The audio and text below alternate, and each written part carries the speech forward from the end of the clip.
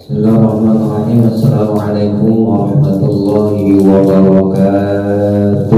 Waalaikumsalam warahmatullahi wabarakatuh. Jamaah dirahmati Allah, ini kisah baginda Nabi dengan orang mau masuk Islam. Dikeluarkan dari Imam Ahmad, dari Abi Tamim al-Hujaimi, dari rajulun, seorang laki-laki dari kaumnya, bahwasanya dia mendatangi Rasulullah SAW. Jadi ada orang dekat dengan Rasulullah datang kepada Rasulullah SAW. Ya, kemudian di sekeliling Rasulullah juga ada para sahabat radhiyallahu anhum ajma'in. Ya, maka datanglah dia, itu laki-laki datang, belum Islam belum. Watahu rajulun, maka dia datang kepada baginda Nabi langsung tanya, "Anta Rasulullah, apakah engkau Rasulullah?" Langsung tanya, nebak. Ya, atau dia mengatakan, "Anta Muhammad, apakah kamu ini yang bernama Muhammad sallallahu alaihi wasallam?" Maka baginda Nabi tersenyum dengan penuh kasih sayang, beliau mengatakan, "Na'am." Ya, saya adalah Muhammad. Setelah dijawab, ya, itu orang nanya lagi, "Mada ya'um?" Emang apa yang engkau sembah wahai Muhammad? Ya, ditanya. Maka beliau menjawab, "Ad'ullah wahdah." Aku menyembah Allah semata, yang mana Allah itu adalah Tuhan yang kalau kamu butuh segala sesuatu, kamu ditimpa kesusahan, fada'amtahu kasyafahu anka, maka dengan doamu kepadanya, maka dia akan menghilangkan segala kesusahanmu, keluh kesahmu. Yang aku sembah adalah Tuhan yang mana ketika kamu dapat musibah, kemudian kamu mengadu kepadanya dengan musibahmu, ya, dengan segala kesulitanmu, maka Allah akan memberikan kesempurnaan, kemudahan, kelancaran dari segala yang kamu rasakan. Allah yang aku sembah adalah Tuhan yang mana ketika kamu membutuhkan sesuatu dalam keadaan paceklik, susah, bahkan kendaraanmu hilang, sudah susah, paceklik, kendaraannya hilang, maka baginda Nabi menyampaikan pada amdahu radda'ani, maka dengan doamu kepadanya, itu Allah yang aku sembah, Allah akan mengembalikan segala yang kamu inginkan.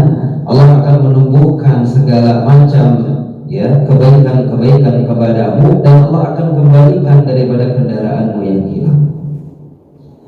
Jadi dari dialog antara Rasul dengan orang yang mau masuk Islam ini, pesan buat kita adalah, bagi kita ahli masjid, takmir masjid, orang ahli dakwah, hendaklah sampaikan kepada orang lain yang mungkin awam dengan agama dengan ucapan yang mudah dimengerti. Ya. Jadi kalau kita suatu pemimpin ataupun kita jadi tokohkan dalam masyarakat, kita seorang dai, ketika bertemu dengan orang-orang yang memang sepertinya keagamaannya mungkin jauh dari kita, kefahamannya jauh dari kita, belum kenal masjid, belum kenal sholat, belum kenal ini itu, walaupun agama secara keseluruhan Islam, bagi kita seorang pendakwah menyampaikannya tidak terlalu sulit untuk dipahami. Karena baginda Nabi itu bersabda bahwa ketika kita berbicara, maka lihatlah lawan bicara kita. Ya, kalau kita ketemu dengan orang awam, maka sampaikan dakwah kita dengan yang umum-umum saja, tidak jauh-jauh. Di sini terbukti bahwa ketika orang awam itu tanya kepada baginda Nabi, beliau jawabannya nggak terbelit-belit, nggak susah-susah, hanya ini itu segala macam dan segala macam, enggak. Beliau simpel. Ketika ditanya, apakah engkau Muhammad? Ya, aku Muhammad. Apakah engkau ini adalah utusan Allah? Ya, aku adalah utusan Allah. Habis itu dia nggak berhenti tanya, ya, engkau adalah utusan Allah, engkau adalah Muhammad, emang apa yang engkau sembah? Jawabannya simpel tapi dimengerti. Ya. Beliau mengatakan, aku menyembah Allah semata. Kemudian beliau menerangkan Allah itu adalah, ya, yaitu Tuhan yang akan memberikan segala sesuatu kepadamu ketika engkau memintanya. Dialah Allah Subhanahu wa Ta'ala yang aku sembah, yang ketika kamu susah doa kepadanya Allah hilangin kesusahannya. Sehingga ini orang yang masuk Islam, orang yang mau masuk Islam ini dengan dakwahnya baginda Nabi, seketika itu masuk Islam. Simpel banget. Fa aslama rajulun summa qala, maka dia masuk Islam, bersyahadat kepada baginda Rasulullah sallallahu alaihi wasallam. Tadi lagi tanya-tanya belum? Setelah dikasih penjelasan dengan gamblang, dengan mudah dimengerti, simple, sesuai dengan kebutuhan, maka fa aslama rajulun, dia masuk Islam. Alhamdulillah. Setelah beliau masuk Islam, maka beliau minta nasihat. Ausini ya Rasulullah, berilah aku wasiat nasihat. Saya udah Islam nih, bekal saya apa nih? Itu juga baginda Nabi memberikan sesuatu yang mudah. Ketika beliau memberikan jawaban kepada orang yang baru masuk Islam ini, beliau bersabda, la tasubbanna syai'an, la tasubbanna ahada. Janganlah sekali-kali kamu mencaci maki sesuatu, janganlah kamu mencaci maki sesama, gitu. Jadi jangan mencaci maki sesuatu dan jangan mencaci maki sesama. Setelah dengar begitu yang simple, ya, maka dia nggak ragu lagi. Kemudian berkata, setelah dapat hadiah wasiat dari baginda Nabi, sababtu ba'iran wa rasyatan mundu awsid Rasulullah sallallahu alaihi wasallam. Setelah dapat nasihat begitu, langsung diamali. Ya, dia nggak bakalan menghina, mengadik, mencaci maki sesama. Dan sesuatu apapun dia nggak bakal dicaci maki. Walau bahiran walau syatan, walaupun ontaknya, kambingnya nggak bakal dicaci maki sama dia. Sapi kagak dicaci maki, ya, nggak pernah dihina sama dia, apalagi manusia. Dari kisah ini jemaah dirahmati Allah, ya, ada bekal buat kita semuanya, bahwa ketika menyampaikan sesuatu adalah sesuai kebutuhan kepada orang yang diajak bicara. Dalam hal ini karena konteksnya dakwah, tentunya kita akan dakwah kepada istri, anak kita, tetangga kita, kampung kita, ya. Dakwah dari yang terdekat, apa yang paling dekat siapa? Istri kita, kemudian anak kita, sampaikan kepada mereka tentang agamanya Allah dengan mudah. Kalau yang disampaikan mudah, maka diamalkannya mudah. Ini baru kita mau ngamalin, ya, kita baru belajarnya udah sulit gimana ngamalinnya. Padahal Islam itu adalah dipermudah, jangan dipersulit. Kasih gembira, jangan dikasih ancaman. Dirangkul, bukan dipukul, begitu. Masya Allah. Jadi akhlak baginda Nabi luar biasa, simple tapi mengena. Sebetulnya dakwah itu, ucapan itu cuma beberapa persen saja. Kalau kita ceramah, kalau kita nyampaikan agama ke orang lain, dakwah itu cuma berapa?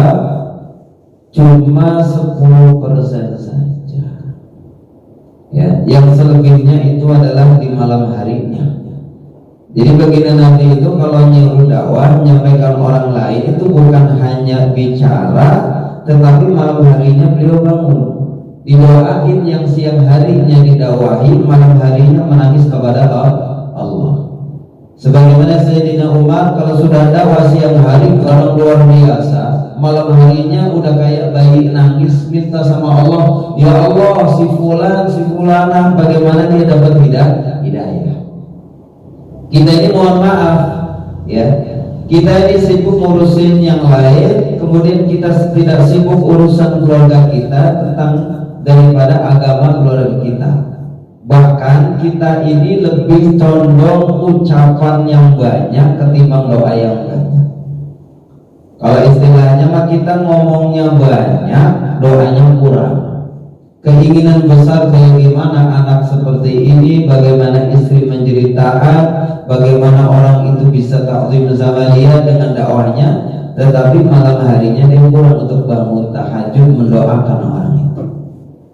Pada kata ulama dalam sebuah hadis disebutkan, kalau kita doain orang, ya doain orang itu nggak tahu kita doain, maka pertama kali kebaikan itu yang didoakan Allah akan berikan kepada yang doain.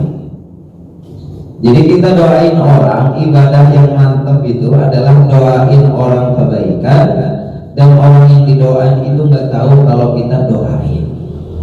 Wah, ini luar biasa, perkara ikhlas luar biasa. Orang itu nggak minta doa, kita doain, dan dia nggak perlu tahu kita doain. Masya Allah. Jadi malam-malam jam 2 malam 2 rakaat, 2 tetes air mata, 2 tangan menghadap ke atas. Ya, jam 2 malam, ya, 2 tetes air mata, 2 rakaat minta kepada Allah. Khusus doa buat si fulan, buat istri, buat anak, buat mertua, khususnya itu ya, daripada keluarga kita. Jangan sampai kita ini enggak seatap tapi doain enggak. Kita dekat sama keluarga mertua doain enggak. Ini bahaya. Nanti akan ada istilah kabul maqtan indallah kabul ma la taf'alun. Bisa ngomong kemudian tidak bisa ngamalkan. Kenapa bisa ngomong nggak bisa ngamalkan? Karena kekuatan rohaninya kepada Allah kurang. Hanya sampai di lisan, sehingga ucapannya nggak sampai ke hati, karena tembakannya, pelornya, ya, itu tidak mengenai sasaran. Kalau dalam ilmu tasawuf disebutnya begitu, ya, kita ini mulut kita ibarat tembakan senjata, kemudian ruhaniyah itu adalah merupakan pelornya, isi pelurunya.